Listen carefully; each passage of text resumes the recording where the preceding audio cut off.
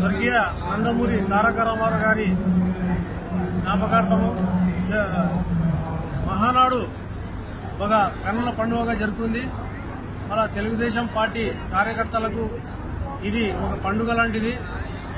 గతంలో మనము వెళితే స్వర్గీయ ఎన్టీ రామారావు గారు పేదవారికి, బడుగు బలహీన వర్గాల వారికి తన వంతు నేనున్నానని చెప్పి 2 రూపాయల కిలో బియ్యం తెచ్చి ఒక తెలుగుదేశం పార్టీని స్థాపించి అనతి కాలంలోనే చరిత్ర గల కాంగ్రెస్ పార్టీని మట్టి గర్పించిన మహానేత నందమూరి తారక రామారావు.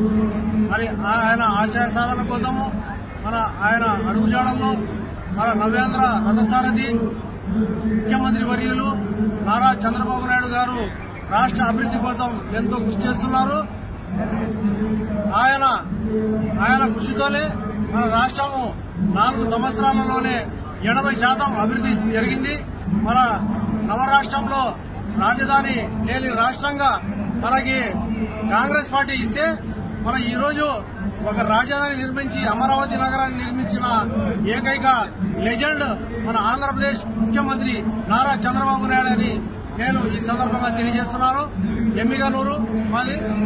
నేను తెలుగుదేశం పార్టీ మైనార్టీ అధ్యక్షుడు KMD ఫారూక్ నా పేరు.